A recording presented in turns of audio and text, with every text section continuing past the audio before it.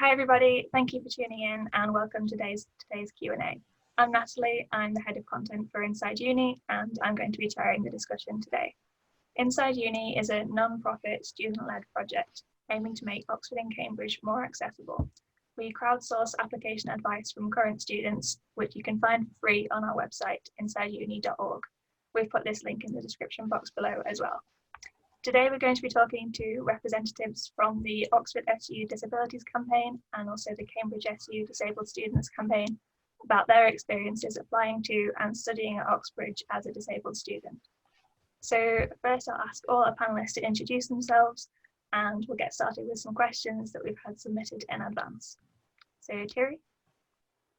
Hi, I'm Terry. I'm at Oxford, Trinity College specifically. I study medicine and I'm going into third year. And I'm the chair of Oxford SU Disabilities Campaign, which we abbreviate to DISCAM. And our campaign, basically, we do two groups of things. We campaign for changes within the university and sometimes also within the city of Oxford that would benefit disabled students. And we also run socials, events and sort of online support groups for disabled students at Oxford. Hi, I'm Anna. I am at Cambridge doing archaeology at Newnham College, and I am one of the applicant access officers on the Cambridge SU Disabled Students Campaign, which we call the DSC.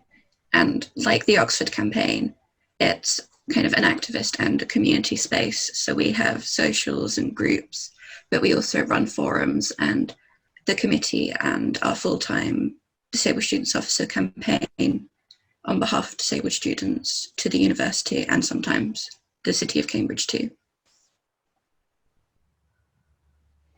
Hi everyone, I'm Lottie. I'm the Disabled Students Officer for Newnham College at Cambridge, and I'm in my second year studying English.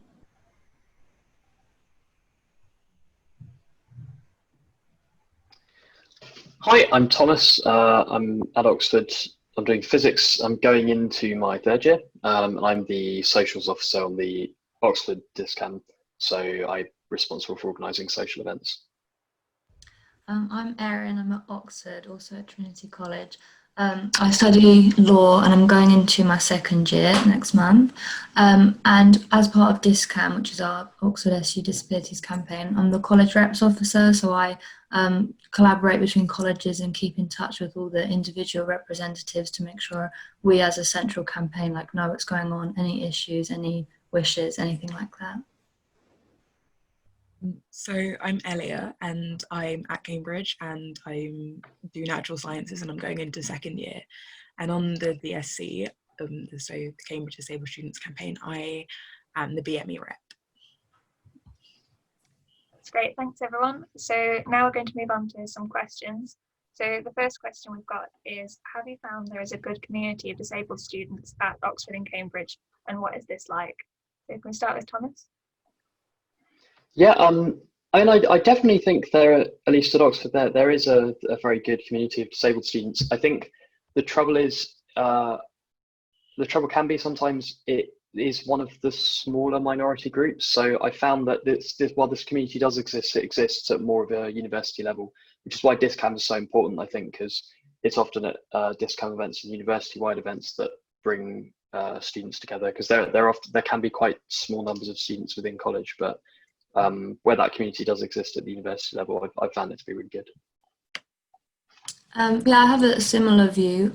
Definitely Century DISCAM, we organise some activities and events which didn't happen last term because of coronavirus, but that are more inclusive and aimed towards disabled students.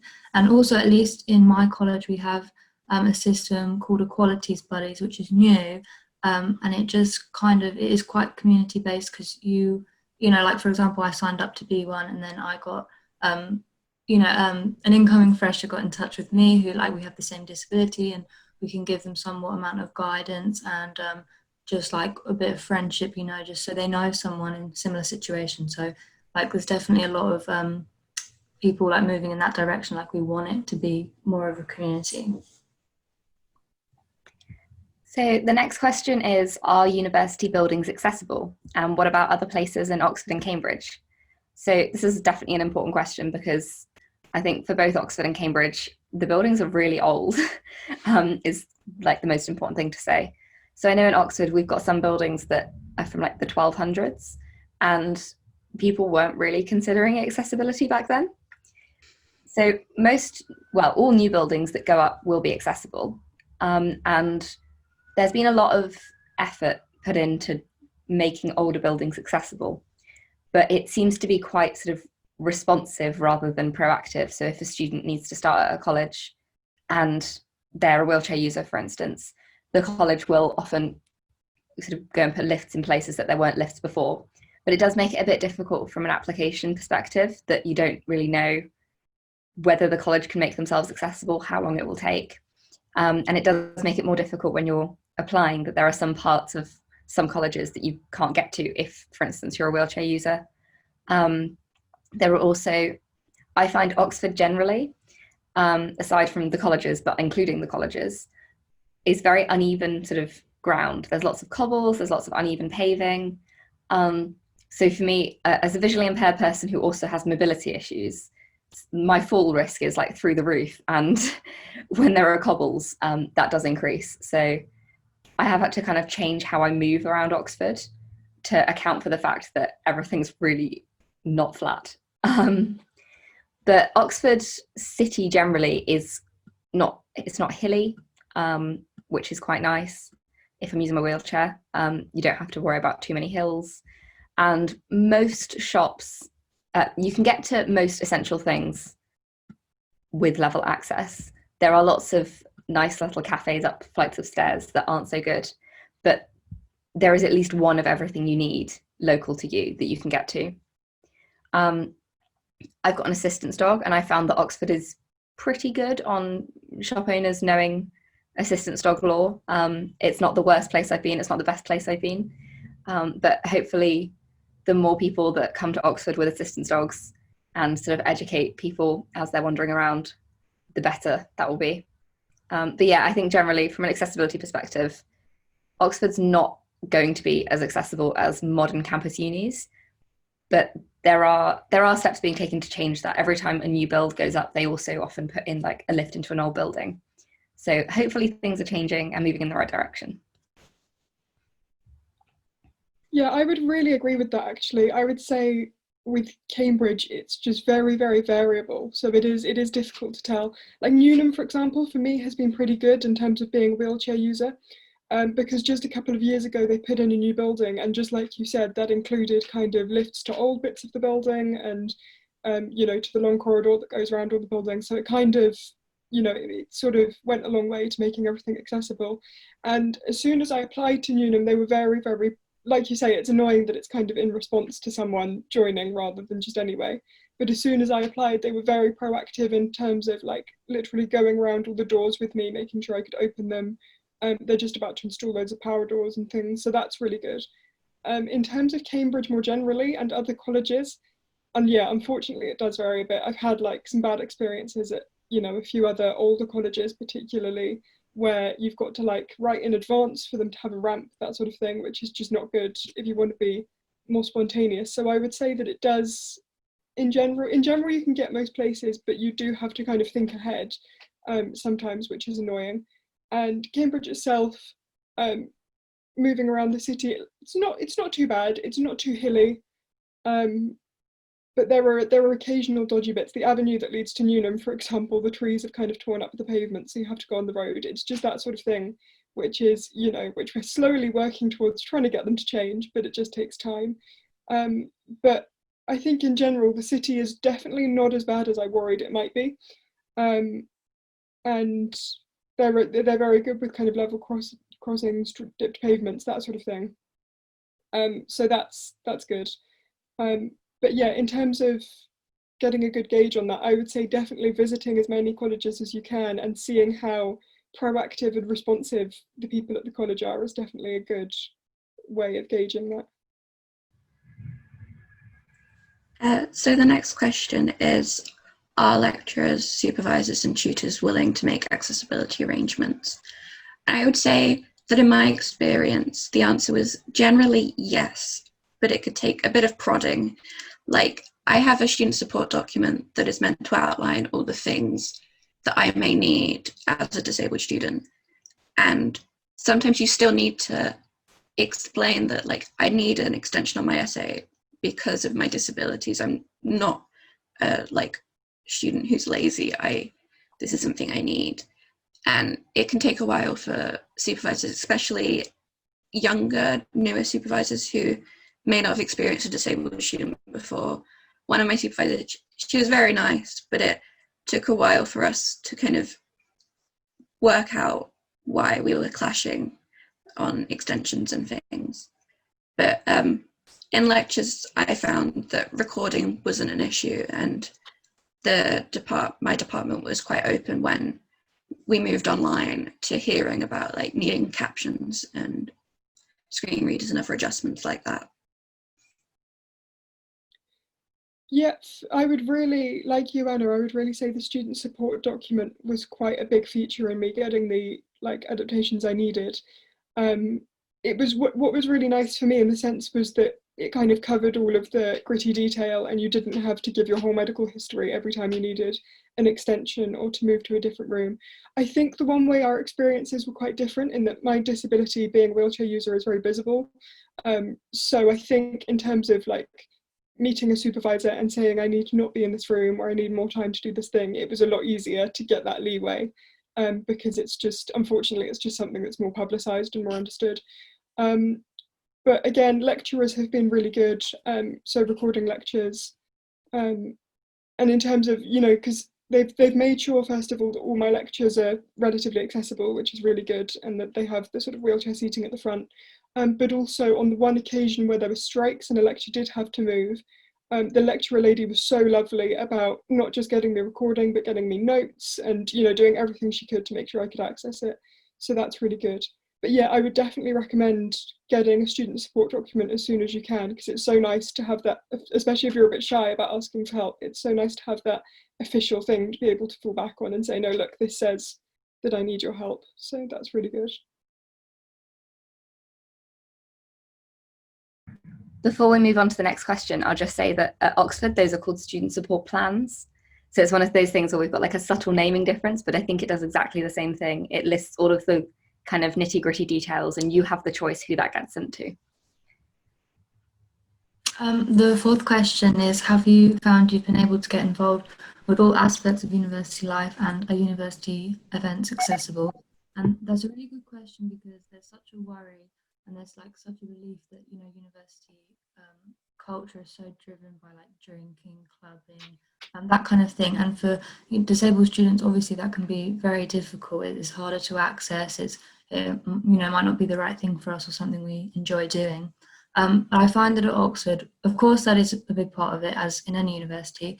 However, there are so many societies, like I'm sure there are at Cambridge, so many societies, and they're not geared towards during. I'm sure some are, but a lot of them, you know, it's discussion, it's just getting involved. And so, like, as a disabled student, you can really socialise very well by going to these things where it's like more of an intellectual socialization kind of thing. And of course the issue comes back to accessibility, because, you know, events are held in physical locations, so as like Thierry talked about, that's a separate issue which I'm not very good at talking about, so I'm not really aware too much about accessibility because I don't have a physical disability, but I'd say definitely, and Thomas, as our socials officer, will talk about how we as a campaign, you know, arrange some social events that are geared specifically towards disabled people, and so then we can interact like together. Yeah, so again, obviously I can talk about this in my capacity as socials officer, but like Erin, I don't have a physical disability, so I think my experience of the accessibility of university events in that regard perhaps isn't very representative, but I know a lot of our socials events and a lot of events in general that the Oxford Disabilities Campaign holds in the Student Union building, generally on the ground floor, and that is all very accessible. We also we make other arrangements, like with regard to foods and things, our events, to make sure they're accessible. more generally, I think it's something that lots of other organisations at university are becoming increasingly aware of. Like I know that balls are quite a big part of Oxford life, and lots of ball committees around Oxford are looking into ways that they can make balls more accessible. Very recently, lots of them are adding breakout rooms as well. And there's also a push for, I think we call them BOPs at Oxford, college parties, held by the college. There's a push not only to have breakout rooms at those as well, but also to put on alternative events for those that are just in general more accessible, but also for people for whom crowds and loud noise and stuff is an accessibility issue as well. Just to add from a Cambridge side of things, we have some accessibility pledges which have recently been updated for virtual events as well, where societies sign up for a year, they take training, and they'll write access statements for all of their events and have a contact if their event isn't accessible, how they could make it accessible for a student who wants to go. And with Mabel's, which I think you spoke about, the Oxford equivalent, there was a campaign at one point called AccessiBall, which was like accessibility pledges for Mabel's to take.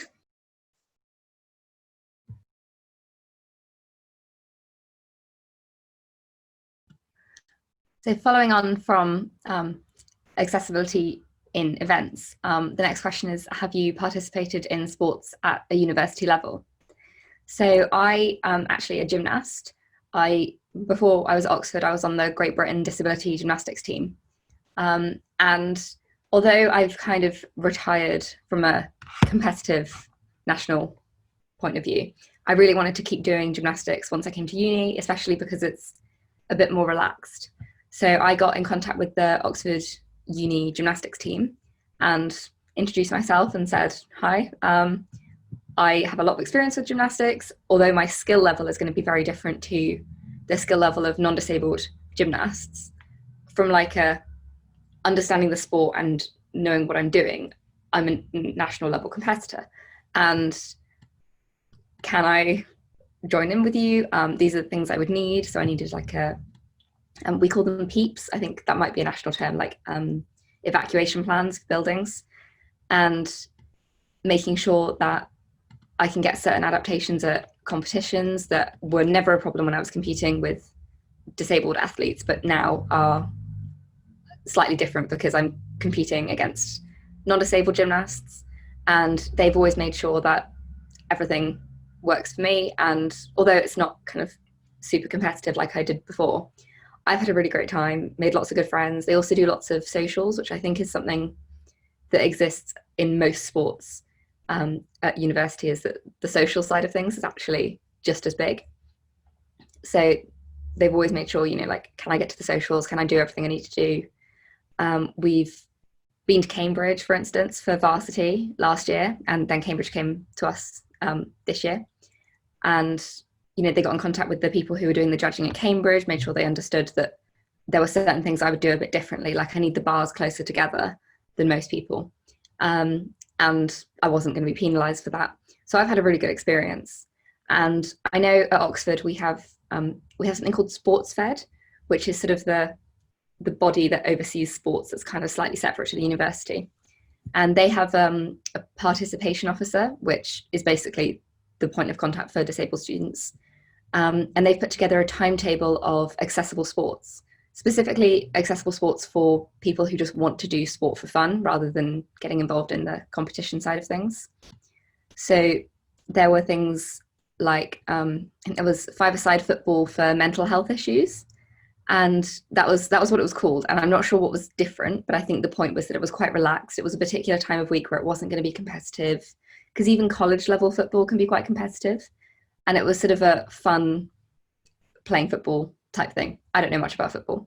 And we also have a wheelchair basketball team, which was started a couple of years ago and got some funding to get wheelchair basketball wheelchairs. And they are sort of affiliated with the basketball team, so they have more support from that side of things. But for people who want to get involved in more competitive sport, it's a case of kind of contacting the club that does that sport and seeing what they can provide. And I think for most sports that are done commonly, like athletics and swimming, the sort of big sports in the disability world, there's quite a lot of support, and I've heard pretty much exclusively good things from that point of view. For more obscure sports, like me as a gymnast, you don't come across that many disabled gymnasts. Again, it's just a case of contacting the club, explaining what you need, and if there are any problems, you can go to SportsFed, who oversee all the clubs, and sort of explain what the situation is. But I've actually not come across any situations where anyone has had to do that. So overall, I think sport is more accessible than people would expect it to be, because most people are just doing it to kind of have some fun and distract themselves from their degree. Okay, so the next question is, does the university provide support for mental health conditions as well as physical?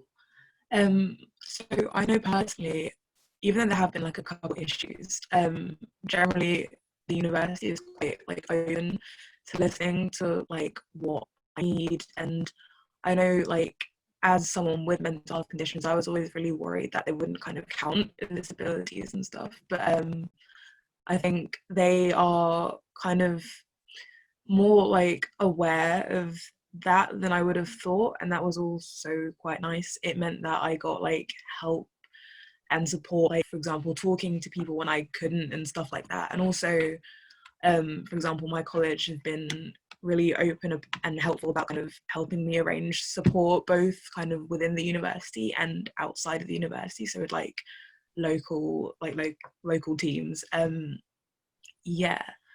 And also, again, with the student support document, like when I applied, I kind of didn't think that it would apply to me, but it's actually been really, really helpful.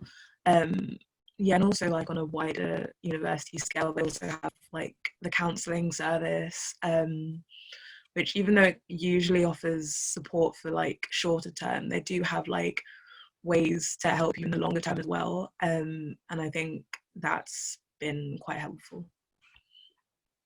Yeah, I've had very similar experiences at Oxford. Yeah, similarly, when I was applying, on UCAS, like I ticked the box like disability and mental health condition, but I never really, in my secondary schools, I'd never needed any assistance or anything because, I was living at home. It was a smaller school. It wasn't as hard. But since coming to Oxford, and I got in touch with each college has a designated member of staff to deal with disability and well-being. And so I got in contact, and they really helped me realise that I'm entitled to all these different things, referred me to the Disabilities Advisory Service, which is an advisor there to help me draw up the student support plan, which is like the student support document at Cambridge. And because I'd never really considered it properly, like I'm entitled to all these things and like assistance and changes that can be made. And so I've had a very good experience personally, and of course it's college dependent. My college has been really great, and I hear mostly positive things. Of course there are always issues because the fact about mental health conditions is you can't see them. People don't register them in the same way as they might do, for example, wheelchair users or other mobility issues, things like that. But I've had a very good experience personally. Our tutors have been very understanding, and I've been signposted to a lot of resources, counselling within college, things like that. So it's been very beneficial. And like to be told that, this is something serious and that we can provide support for when I'd never really considered it before was really great. So I think Oxford is doing a very good job of that. They're very aware this is quite a prevalent issue. But I think they're doing a good job. I felt very supported. Okay, so the next question is there any additional financial assistance available for disabled students? So, I mean, the short answer, yeah. So, for example, you can get like the Disabled Students Allowance, which is kind of a more like national thing. But also within Cambridge, there are like loads of like smaller or like funds that can be accessed if you have like health conditions or whatever. So at Cambridge we have the Cranes Fund, which can be used for like you can use it for both like all sorts of conditions, so like physical, mental, and I know a lot of people that have used it for like longer term sort of like long term therapy and stuff. also at Cambridge, a lot of the colleges, if you ask, are quite willing to help you out with kind of anything financial you might need relating to your disability. Yeah, most of the things that I've accessed have been at a national level, like Disabled Students Allowance. I got a lot of specialist equipment, but other things that I had were I need a longer license to study at college and the breaks because I can't study at home. And like your legal right as a disabled student is that you don't have to pay for that. So that is, I came to university expecting to have to pay for that and ended up not having to, which was really helpful. Yeah. I was just going to quickly mention, like with Oxford, it's pretty much the same. Most students, the majority of the support they receive financially will be in the form of equipment or non-medical helpers from Disabled Students Allowance. We don't have any specific grants, bursaries, etc. for disabled students. Obviously, we have lots of grants for students from like lower economically privileged households, and often there's an intersection there, but we don't have a specific disability one. But I think what happens is people are sort of encouraged to approach their college or maybe even their faculty, especially if they're a postgraduate, and just kind of explain the issue, explain what they might need, and something might get done. It's a bit of an unofficial system, and I would like for there to be a more official system there. But it's kind of a case-by-case approach your senior tutor or disability lead kind of issue. Yeah, so I just wanted to mention as well that at Cambridge we have this disability resource centre. So through that, I know they have a fund where you can have like non-medical helpers and stuff like that without like, so you didn't need DSA applying for that. So that was also really helpful. The next question is, are disabled students entitled to specific arrangements for exams? The short answer of that, in my experience, is yes, 100%. As I mentioned before, when I was referred by my college to the Disabilities Advisory Service, which I feel like most universities have, correct me if I'm wrong, and then an advisor there drew up my student support plan. And this person was telling me all these things I was entitled to that I didn't even know or had considered before. I just knew I needed help with something. And one of the aspects of that was, for me personally, like extra time in exams, which is extremely helpful, and probably like the most helpful thing in exams for me personally. Again, not mobility issues. I know for extra time in Oxford, there is a separate room just for students with extra time, so you're not going to have that disruption of people leaving prior to you. And that's been really beneficial for me, and I'm very happy about that. And I remember my disability advisor telling me it's something they put on your student support plan, give it to the proctors, which are the people who run exams. I don't know why they're called that, I don't know what it means, but whatever. And then they accept or decline that request for that individual student.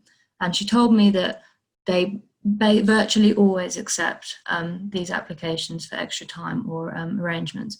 And mine was, and I haven't heard of anyone being declined.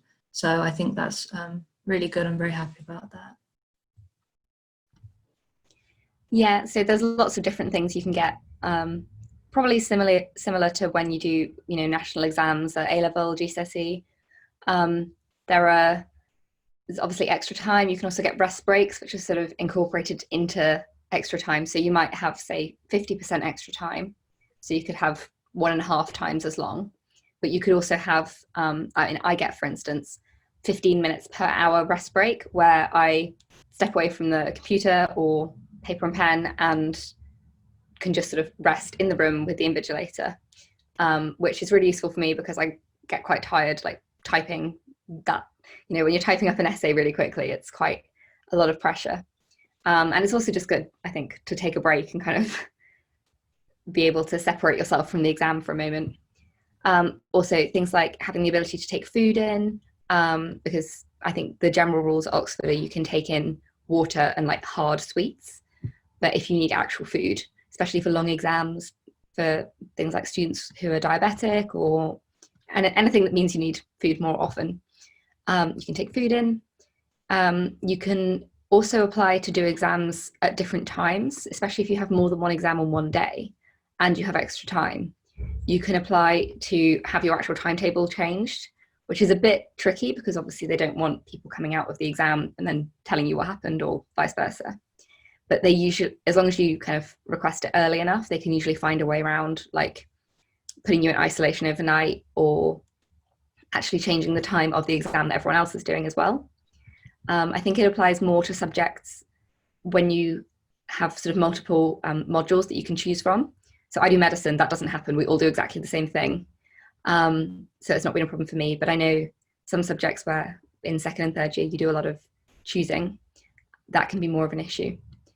But I mean, exam arrangements have definitely not been an issue for me at all. I do my exams in college rather than in the main exam hall, which is actually not really for my benefit. It's because the amount of extra time I have is slightly more than the standard, so they don't have anywhere to put me that wouldn't be being disrupted, because the place where we do exams, which is called examination schools, doesn't have many small rooms. It has sort of big rooms and then some medium rooms, but nothing for just one person and their invigilator. And also because I can use speech software, it wouldn't really be great for me to be in a room with other people while I'm dictating my essay for me or them. And I can also use audio feedback from the computer. So if it's babbling away at quite a fast speed that I have my speech on, I think that would be quite annoying for other people. Just to speak on Cambridge support, it's pretty much the same as everything outlined by the Oxford people, but some things are done through your college and your tutor, and some things are put in place if you disclose before you arrive. So I did, and the DRC, the Disability Resource Centre, arranged for all of my exam arrangements before I even arrived. So they were already in place, and there are lots of different exam adjustments, some bigger ones, like a completely different mode of assessment. Like instead of having an exam, you did it as coursework or a portfolio. Those have to go to the central university. But as I said, anecdotally, I don't know many people who have been rejected to have that option. And in terms of like in college or in the main hall, you have the option to be either with all your peers in the main hall in a smaller room, or just choose to be in a smaller room rather than on my own, because it's a bit less intimidating when there's actually other people with you. Yeah.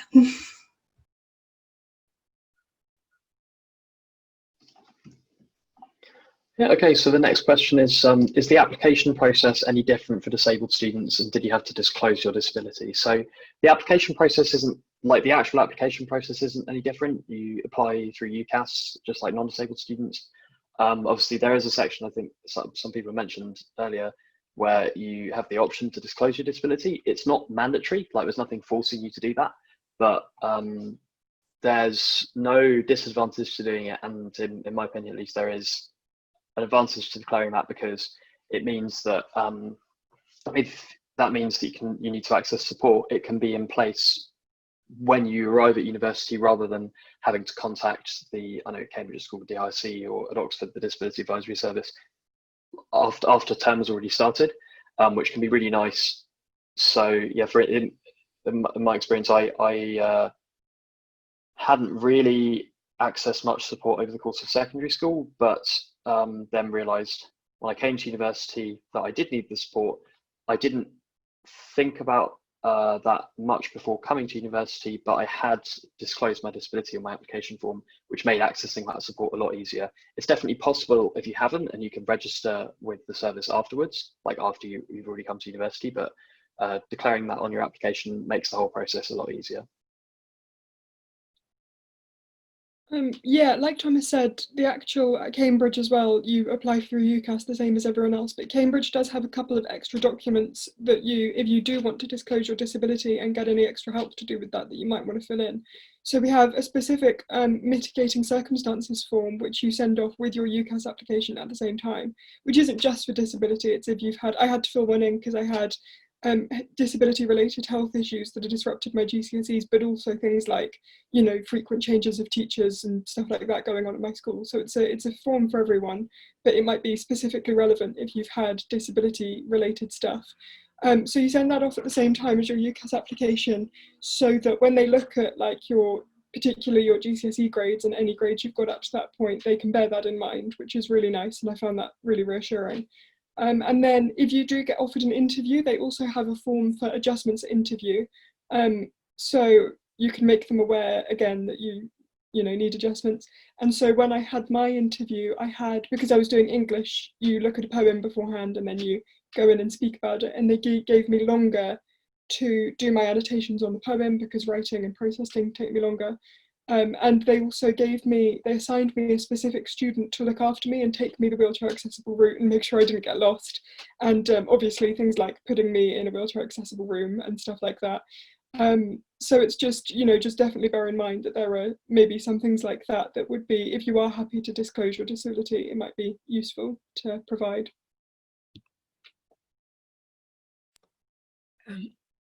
So the next question is, did you worry about applying to Oxford or Cambridge as a disabled student? Honestly, yes. It was like what you mentioned, I had to fill out the mitigating circumstances form because I had like a fair bit of time outside of like school, and I was kind of worried that might like affect my application, but it really didn't.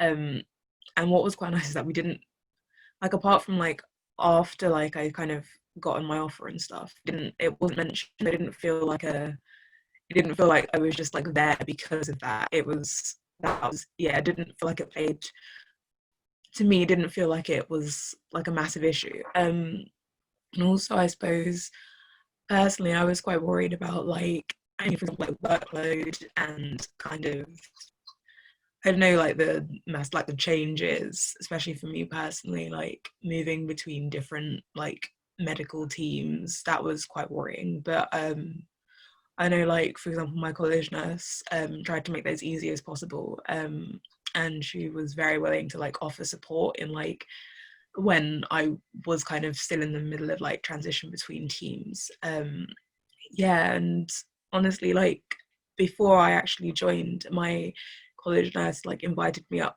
to Cambridge to kind of meet her and like the disability advisor at the disability resource centre, and that was quite nice. And she talked to like my care coordinator, and then she introduced herself to my new care coordinator, and like got me set up an appointment with my new GP. So I think even though I was quite worried about it, like they made it as easy as possible for me to just kind of like settle in and stuff. Yeah, I also had quite a lot of worries applying to Oxford or Cambridge, with my disability specifically as well, because I don't know about the rest of you, but I had quite a lot of discouragement from various people. One of the careers advisors at my school, it's part of the reason I applied, was to prove her wrong, because I said to her when I was in about year 11, I said, okay, I want to go to uni, but I'd like to know more access information. And she said, but it's not like you're going to Oxford or Cambridge. And I was like, well, I'd like to. And it hadn't occurred to her that it would even be possible. So there was quite a lot of that. And so that worried me a bit. And then when I did apply, I had the opposite response to mitigating circumstances form, in that I was quite relieved that there was like an official way for me to let them know. But definitely it is a thing that some people feel might count against them. So I just really want to reiterate that doesn't happen. It won't count against you if you inform the uni of that stuff.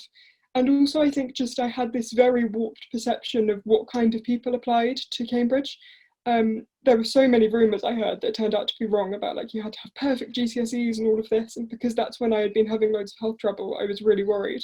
But there are people from backgrounds that had way more challenges than I did in terms of their health or their disability, all throughout their education, people who come from quite unconventional educational backgrounds. So it's, that was really good when I arrived. And again, the college nurse I don't know if Oxford has an equivalent, but the college nurse was a brilliant resource, because she sends out like a student health form to all of the students coming into the college. And then if you want to, you can share any health conditions with her, and just with her. That doesn't move on to anyone else at the college. And she will book a one-to-one appointment with anyone who's disclosed anything particular. So I spoke with her, and she was just a great emotional support as well. I said, there's nothing specifically medically I need right now, but I have, chronic pain issues and everything, and I'm really worried. And she talked to me about how, I can go home for like a rest break if I need to, and all of these things that were just so reassuring as a kind of new worried fresher. And probably my biggest worry was getting around the city of Cambridge and getting into places, but that is genuinely something that improved a lot with time. And as soon as I got used to where everything was, and as soon as any issues were fixed, and I made sure I was in the right place, and everything was accessible, it really wasn't as much as an issue as I thought it would be. So that was good. I think pretty much everything you two have said applies to Oxford as well. It's either something I've personally experienced or I know other people have experienced. We do have a similar kind of college nurse system in that every college has a nurse, and we're also affiliated with GPs. So each college is affiliated with a particular GP practice, and the doctor comes to college once a week, which for me was really good because it meant I didn't have to travel to the GP surgery. I could just book an appointment with the college doctor in college, in the college surgery. And it also meant that it was pretty much always the same doctor, which for me is really important because my needs are quite complex, and not having to re-explain myself to a new GP. Well, I had to do it at the beginning, obviously, but after that, I got a lot of confidence with speaking to that particular doctor, and also our college nurse, who sadly has just left and we have a new one, but I'm preparing to take the step to get to know her as well. But yeah, I think a lot of the worries about Oxford and Cambridge are very Oxford-Cambridge specific because of all of the things people say about Oxford and Cambridge. I went to a residential college for visually impaired people for my sort of sixth form teaching, and they've never had anyone apply to Oxbridge, and they've never had anyone apply to do medicine anywhere. And visually impaired people don't do medicine generally. There are very few of us. So I had a lot of, not actually discouragement from the blind college, because they were like, yeah, go for it. But from my secondary school, they were sort of like, oh, well, you'll never be a neurosurgeon. It's like, well, actually, I don't want to be a neurosurgeon, but I'd quite like to be an oncologist. So I think adding into my subject choice being something that people worried about, then saying, oh, and also I'd like to go to Oxford, was something that people sort of weren't sure about, but I was sure about it. And that made me almost less worried, because a bit like Lottie said, I was like, I'm going to prove them wrong. Like, I'm going to just do this anyway. And then I got in. So I think it's always worth considering whether your worries are because of actual worries that you're worried about, or because of other people's worries that you've had to kind of assimilate because they've said them so often. Yeah, that's what I've got to say on that. The next question is, did your specific needs impact your college choice, and how did you decide which college to apply to? I would say it absolutely impacted where I ended up going. Two of my main issues is I needed an ensuite and I needed to self-cater. So I needed an oven and a proper kitchen, which in Oxbridge are not particularly common. So I made a list of all of the colleges that on their website mentioned that they had both of those things. And in the end, there was only one that explicitly said you'd always have access to an oven, and that was Newnham. So I visited, I liked it, and I chose it, and I have no regrets. Yeah, I would say it definitely impacted which college I applied to, although actually I didn't get into the college I applied to. So I assume it's fairly similar in Cambridge, but the way Oxford works is you can be interviewed at more than one college, and you can end up getting an offer from one of those colleges, or sometimes you get an offer from a totally different college. Sometimes you can get an open offer where they tell you your college on results day. One thing I'm pushing to do with the campaign in the next year or so is to have a system where disabled students can say that an open offer is not appropriate for them because they need time for their college to prepare for them arriving, and finding out in August what college you're going to compared to January is just not the same thing. But I needed various things, including wheelchair access, somewhere for my assistant's dog to go to the toilet, which is a bit of uncommon thing to need. But the most important thing for me with college was location, because I didn't want to have to take DSA taxis everywhere, because I felt from like a social perspective that wasn't going to be great for me.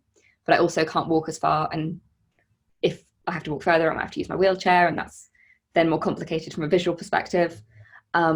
So I picked a college that was halfway between the medical school and the centre of town, and I got interviewed there, and that was St John's, and I also got interviewed at Trinity.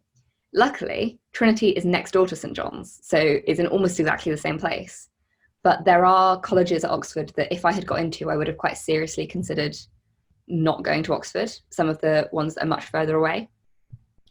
And we don't have an official sort of system for saying I've been pulled to a college that's inaccessible for me and I need to go somewhere else, which is another thing I'm hoping we can try and sort out.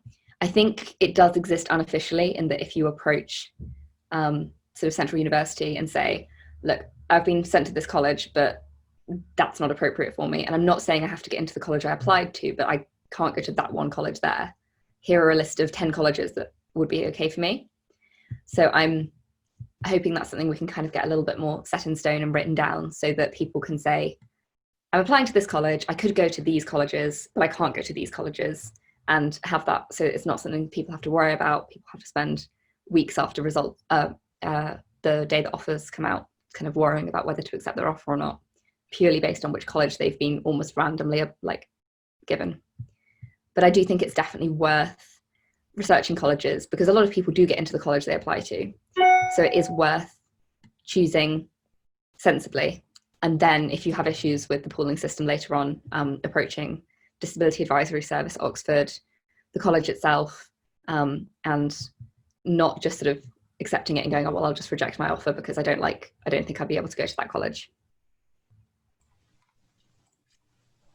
Thanks everyone, that's been so useful. We've got so much good advice shared there.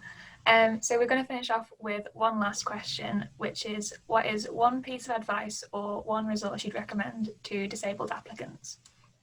And we'll start with Terry again. So I think the most important thing is to communicate to everyone and anyone as soon as possible. As soon as you're thinking of applying or even looking around, email colleges. If you want to go and visit colleges, email whichever disability contacts or just general contacts you can find online. Contact the faculty, contact the disability service, and make yourself known to them as soon as possible, even before you apply, and continue that communication the whole way through, because people generally have a lot of interest in helping you, but they often don't have the prior disability knowledge that we as disabled students have in knowing how to do that.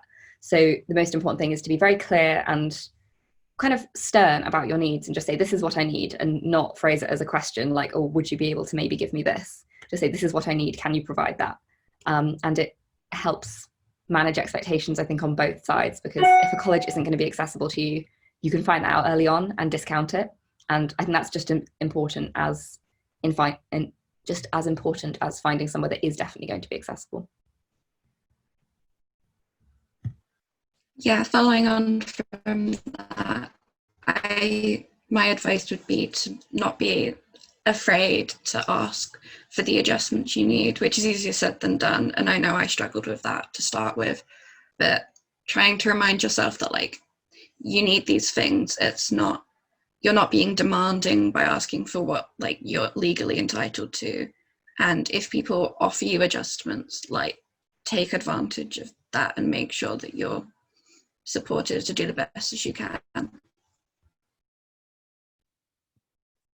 Yeah, I would say, probably in a similar vein, I would say definitely, do make yourself known, and also to visit a college. If you're considering a college, visit it as soon as possible. Not just, obviously it's useful to get a look at the physical access if you can, but also I think meeting the people who are going to be looking after you at college and sort of gauging their reaction to you and how helpful and accommodating they are, or, unfortunately sometimes not, is just absolutely vital. Because, at some universities, I had a bit of a nightmare experience, but as soon as I went to Newnham, they were just so ridiculously accommodating that I thought, right, okay, I feel reassured, I can apply here, this is going to be okay. So I would say definitely, I know it might be difficult with COVID for applicants now, But if at all possible, just email the college, not even necessarily through an official open day, just email the college and say, can I come in and have a bit of a one-to-one look around? And hopefully that's something they'd offer. And that was definitely really useful for me. I would just say try and get as much support in place at an early stage, even if you don't think you need it. Like, so I have autism, and that means I can access a mentor for that. But I chose not to do that until sort of the end of my second year, when actually I really could have done with that support sort of midway through my first year. But I didn't think I needed it at the time. And like, but I guess if I could talk to myself back when I was applying, I would have said, like, try and arrange more support than you think you might need, because you don't know what the situation is going to be like when you actually come to uni. It's much better to have more support than you need than to not have enough. My piece of advice would be similar to everything that's been said, like really reach out to people, because I mean, there are members of staff at every college who are literally paid a salary to do this exact job, to accommodate you, to help you, to assist you. And, you know, you really need to remember like that you're entitled, like this isn't a burden. You're not like, oh, you shouldn't feel, you know, I had a lot of feelings of guilt, like, why do I have all these things? Like, do I really deserve this? And like, maybe that's just personal to me, but I'm sure a lot of people feel this. And you need to remember that, like, not only is it like the law to support disabled students, but it's also, you know, universities, they have funds, they have money, they employ people, and this is their literal job. And so you should really take advantage of those resources that like you're entitled to. Yeah, and my point is that if you think you might need support, ask for it anyways, because chances are you will. If you have that sort of question, then you probably might need it or want it. And honestly, if you talk to them, often they might agree with you. And I know that was something that I was really worried about, but often, like, if you think you need the support, you probably might want it. So yeah, just ask for it. Thank you so much, guys. And that is the end of our Q&A on applying to Oxbridge as a disabled student. I hope this has been useful for any prospective applicants. And thanks so much to our panelists for giving up their time to be here. Make sure to check out the InsideUni website for more information, advice, and upcoming events. Also, check out the Oxford SU Disabilities Campaign and the Cambridge SU Disabled Students Campaign. All the links and social media will be in the description box below. Thank you so much for joining us today, and we hope to see you at some of our future events. Bye.